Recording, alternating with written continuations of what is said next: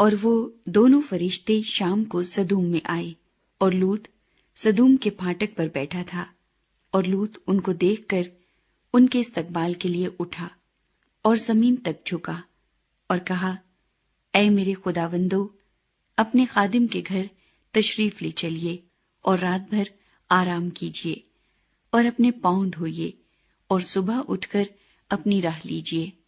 اور انہوں نے کہا، نہیں، ہم چوک ہی میں رات کاٹ لیں گے۔ لیکن جب وہ بہت بجد ہوا تو وہ اس کے ساتھ چل کر اس کے گھر میں آئے، اور اس نے ان کے لیے ضیافت تیار کی اور بے خمیری روٹی پکائی، اور انہوں نے کھایا۔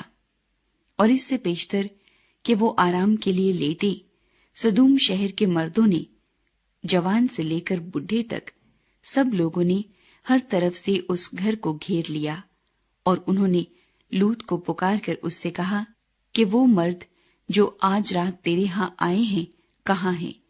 ان کو ہمارے پاس باہر لے آ تاکہ ہم ان سے صحبت کریں۔ تب لوط نکل کر ان کے پاس دروازے پر گیا اور اپنے پیچھے کواڑ بند کر دیا اور کہا کہ اے بھائیو، ایسی بدی تو نہ کرو۔ دیکھو، میری 2 بیٹیاں ہیں جو مرد سے واقف نہیں، مرضی ہو تو میں ان کو تمہارے پاس لے آؤں، اور جو تم کو بھلا معلوم ہو ان سے کرو، مگر ان مردوں سے کچھ نہ کہنا، کیونکہ وہ اسی واسطے میری پناہ میں آئے ہیں۔ انہوں نے کہا، یہاں سے ہٹ جا۔ پھر کہنے لگے کہ یہ شخص ہمارے درمیان قیام کرنے آیا تھا اور اب حکومت جتاتا ہے، سو ہم تیرے ساتھ ان سے زیادہ بدسلوکی کریں گے۔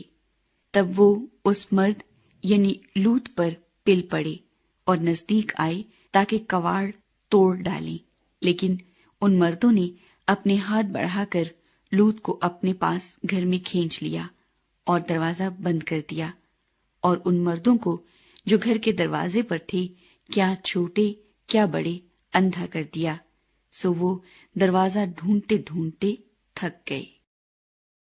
لوط سدوم سے روانہ ہوتا ہے۔ تب ان مردوں نے لوط سے کہا، کیا یہاں تیرا اور کوئی ہے؟ داماد اور اپنے بیٹوں اور بیٹیوں اور جو کوئی تیرا اس شہر میں ہو، سب کو اس مقام سے باہر نکال لے جا، کیونکہ ہم اس مقام کو نیست کریں گے، اس لیے کہ ان کا شور خداوند کے حضور بہت بلند ہوا ہے، اور خداوند نے اسے نیست کرنے کو ہمیں بھیجا ہے۔ تب لوط نے باہر جا کر اپنے دامادوں سے، جنہوں نے اس کی بیٹیاں بیاہی تھیں، باتیں کی اور کہا کہ اٹھو اور اس مقام سے نکلو، کیونکہ خداوند اس شہر کو نیست کرے گا۔ لیکن وہ اپنے دامادوں کی نظر میں مضحک سا معلوم ہوا۔ جب صبح ہوئی تو فرشتوں نے لوط سے جلدی کرائی اور کہا کہ اٹھ، اپنی بیوی اور اپنی دونوں بیٹیوں کو جو یہاں ہیں لے جا، ایسا نہ ہو کہ تو بھی اس شہر کی بدی میں گرفتار ہو کر ہلاک ہو جائے۔ مگر اس نے دیر لگائی تو ان مردوں نے اس کا اور اس کی بیوی اور اس کی دونوں بیٹیوں کا ہاتھ پکڑا، کیونکہ خداوند کی مہربانی اس پر ہوئی اور اسے نکال کر شہر سے باہر کر دیا۔ اور یوں ہوا کہ جب وہ ان کو باہر نکال لائے تو اس نے کہا، اپنی جان بچانے کو بھاگ، نہ تو پیچھے مڑ کر دیکھنا، نہ کہیں میدان میں ٹھہرنا، اس پہاڑ کو چلا جا، تا نہ ہو کہ تو ہلاک ہو جائے۔ اور لوط نے ان سے کہا کہ آئے میرے خداوند، ایسا نہ کر، دیکھ تو نے اپنے خادم پر کرم کی نظر کی ہے اور ایسا بڑا فضل کیا کہ میری جان بچائی۔ میں پہاڑ تک جا نہیں سکتا، کہیں ایسا نہ ہو کہ مجھ پر مصیبت آ پڑے اور میں مر جاؤں۔ دیکھ، یہ شہر ایسا نزدیک ہے کہ وہاں بھاگ سکتا ہوں، اور یہ چھوٹا بھی ہے، اجازت ہو تو میں وہاں چلا جاؤں۔ وہ چھوٹا سا بھی ہے اور میری جان بچ جائے گی۔ اس نے اس سے کہا کہ دیکھ، میں اس بات میں بھی تیرا لحاظ کرتا ہوں کہ اس شہر کو جس کا تو نے ذکر کیا غارت نہیں کروں گا۔ جلدی کر اور وہاں چلا جا، کیونکہ میں کچھ نہیں کر سکتا جب تک کہ تو وہاں پہنچ نہ جائے۔ اسی لیے اس شہر کا نام زغر کہلایا۔ سدوم اور عمورہ کی بربادی۔ اور زمین پر دھوپ نکل چکی تھی جب لوط سغر میں داخل ہوا۔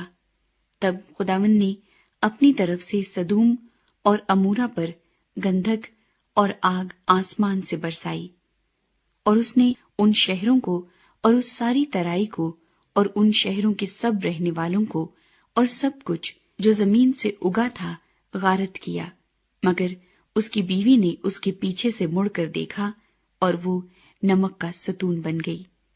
اور ابراہم صبح سویرے اٹھ کر اس جگہ گیا جہاں وہ خداوند کے حضور کھڑا ہوا تھا، اور اس نے سدوم اور امورا اور اس ترائی کی ساری زمین کی طرف نظر کی، اور کیا دیکھتا ہے کہ زمین پر سے دھواں ایسا اٹھ رہا ہے جیسے بھٹی کا دھواں۔ اور یوں ہوا کہ جب خدا نے اس ترائی کے شہروں کو نیست کیا تو خدا نے ابراہم کو یاد کیا اور ان شہروں کو جہاں لوط رہتا تھا غارت کرتے وقت لوط کو اس بلا سے بچایا۔ موآبیوں اور امونیوں کا آغاز۔ اور لوط زگر سے نکل کر پہاڑ پر جا بسا، اور اس کی دونوں بیٹیاں اس کے ساتھ تھیں، کیونکہ اسے زگر میں بستے ڈر لگا، اور وہ اور اس کی دونوں بیٹیاں ایک غار میں رہنے لگے۔ تب پہلوٹی نے چھوٹی سے کہا کہ ہمارا باپ بڈھا ہے، اور زمین پر کوئی مرد نہیں جو دنیا کے دستور کے مطابق ہمارے پاس آئے۔ آؤ ہم اپنے باپ کو مے پلائیں اور اس سے ہم آغوش ہوں، تاکہ اپنے باپ سے نسل باقی رکھیں۔